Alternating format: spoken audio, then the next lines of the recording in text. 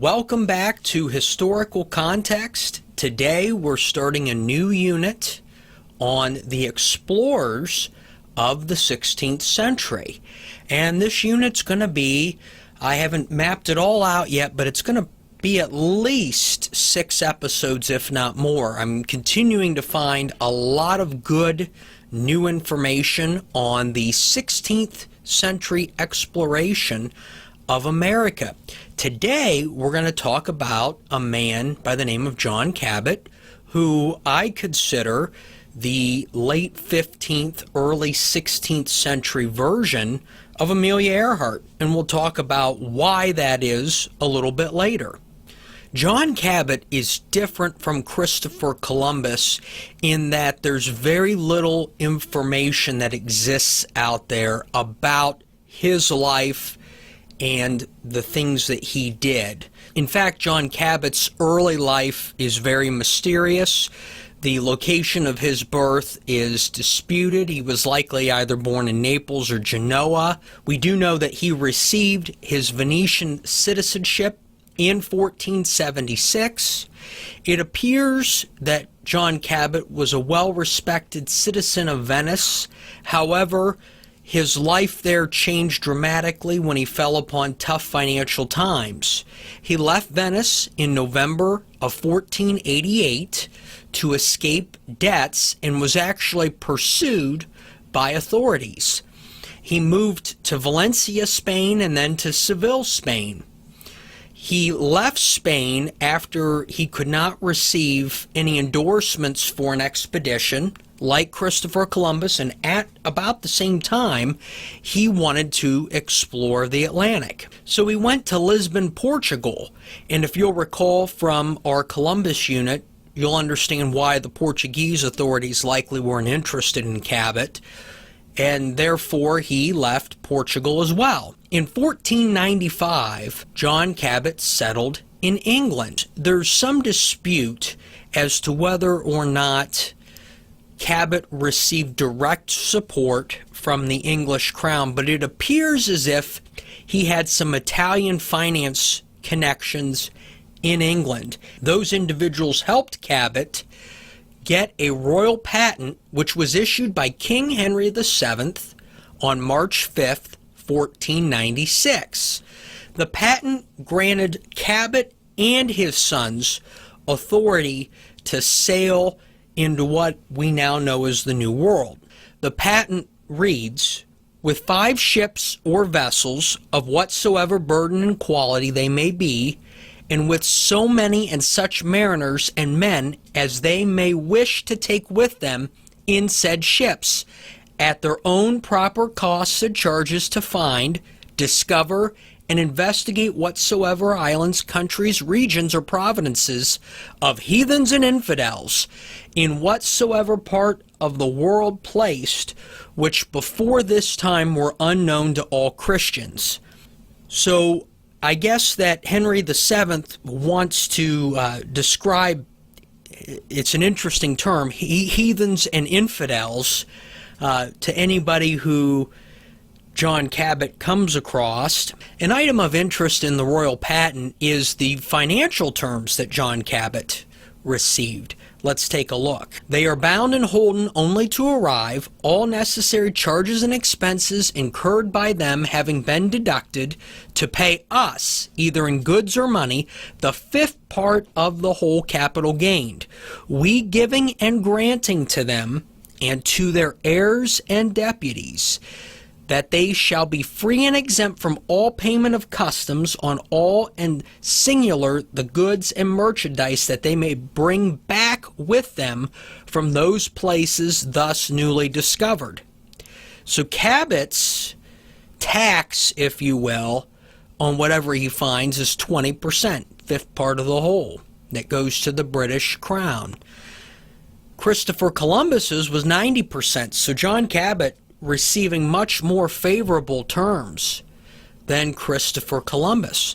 The patent also gives Cabot and his sons a monopoly over whatever activities they decide. Let's read.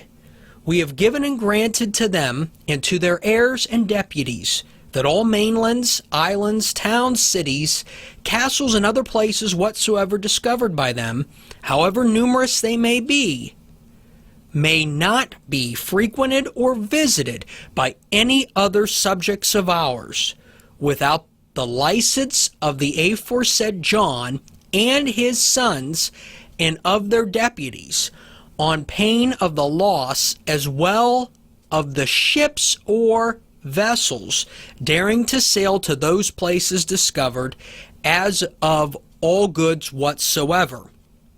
But in this situation, John Cabot and his sons have essentially monopoly over whatever they come across or access in the New World. What makes the John Cabot story sad, in my opinion, is that it appears as if he was not a writer, or if he was a writer, none of his writings survived. Everything that we have about John Cabot exists in bits and pieces of other information. We're lucky to have access to the royal patent, which kind of tells us that John Cabot did this voyage. But there's very little out there, and I've worked to kind of put together some of the pieces. One piece of information that describes John Cabot's voyages, and there were 3, is the John Day letter. The John Day letter was either written in December of 1497 or January of 1498, and it actually describes Cabot's second voyage. While the recipient of the John Day letter is unknown, it is believed by historians that it may have been Christopher Columbus. The letter discusses Cabot's first finding of land. Let's read. "And they disembarked there with a crucifix and raised banners with the arms of the Holy Father and those of the King of England, my master. And they found tall trees of the kind masts are made, and other smaller trees. And the country is very rich in grass. In that particular spot, as I told your lordship, they found a trail that went inland. They saw a site where a fire had been made. They saw manure of animals which they thought to be farm animals. And they saw a stick half a yard long, pierced at both ends, carved and painted with brazel. And by such signs they believed the land to be inhabited." John Cabot clearly saw that there were signs of life where he had landed, and it's believed he landed somewhere in modern-day Newfoundland. But Cabot did not come across any natives. In fact, in the writings, he says that he does not want to go beyond the distance of a crossbow inland.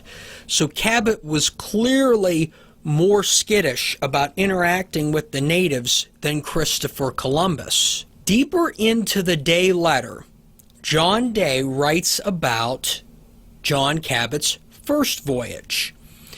And the first voyage literally is one paragraph, meaning that's all there is out there about the first voyage. He says, "Since your lordship wants information relating to the first voyage, here is what happened. He went with one ship, his crew confused him, he was short of supplies, and ran into bad weather, and he decided to turn back." That is John Cabot's first voyage in a nutshell.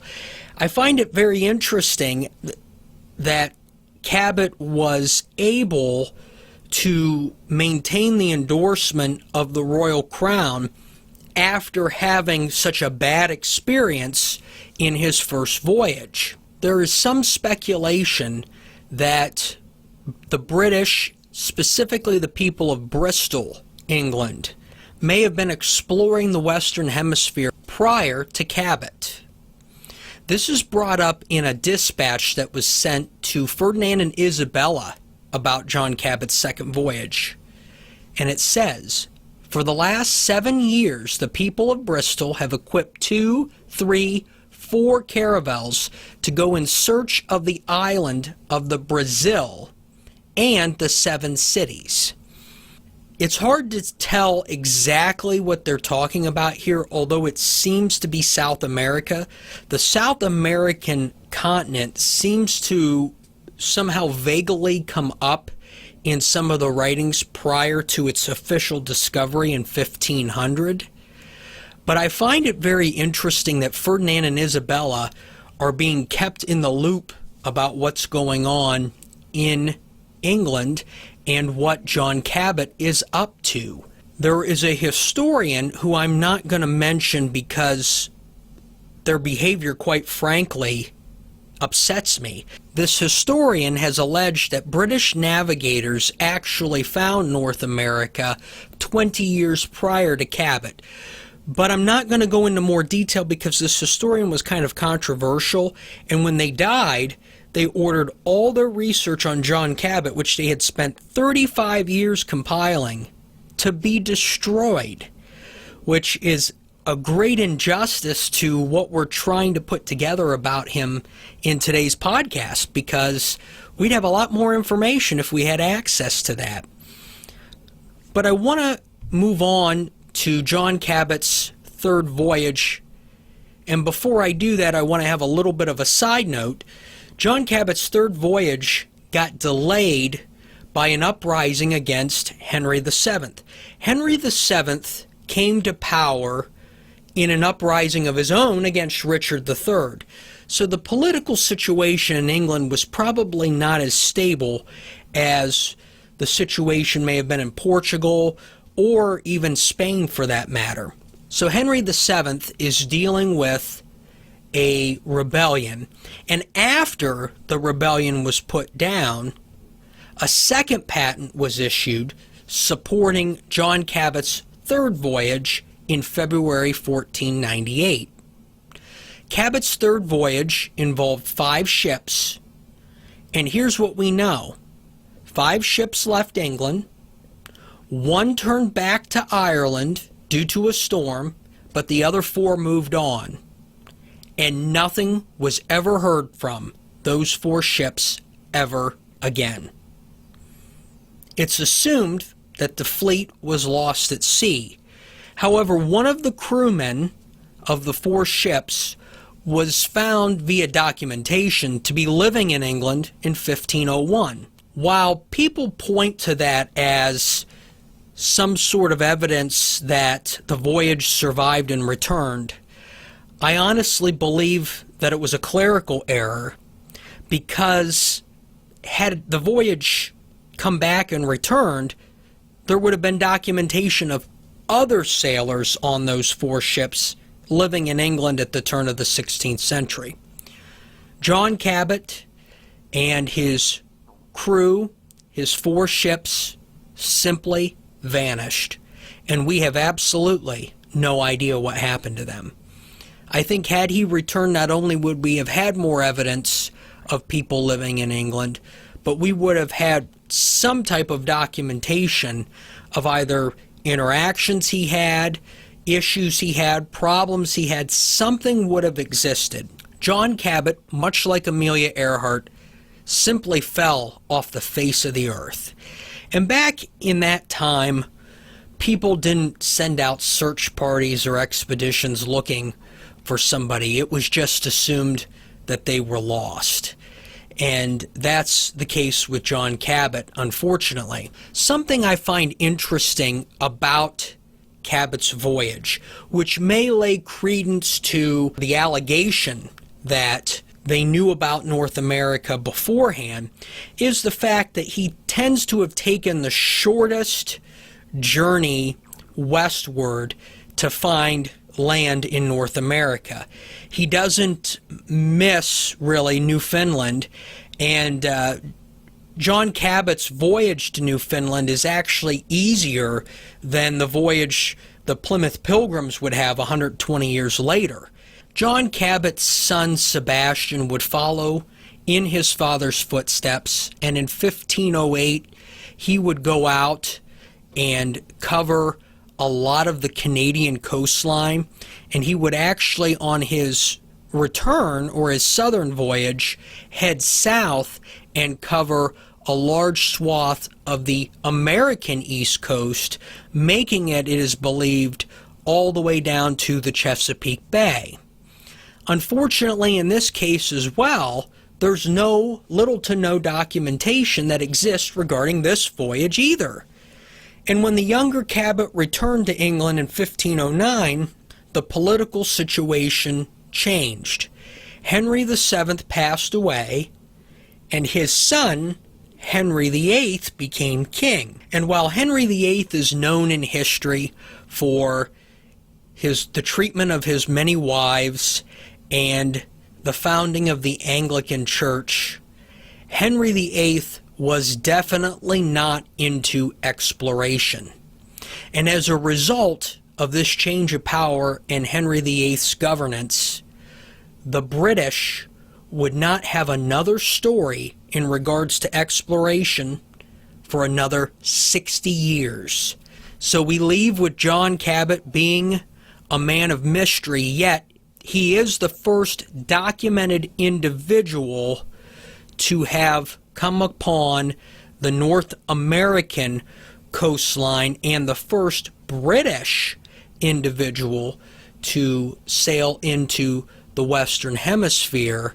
And it's unfortunate that the series of events that would occur would set the British back a half a century. So now where do we go from here? Many people, when they talk about the start of the United States of America and looking at the lower 48 states, they think about Jamestown, they think about Plymouth, they think about the first colonies. But there were men that set foot in the lower 48 long before those individuals that settled Jamestown and Plymouth. And those are the people we're going to talk about next time on Historical Context.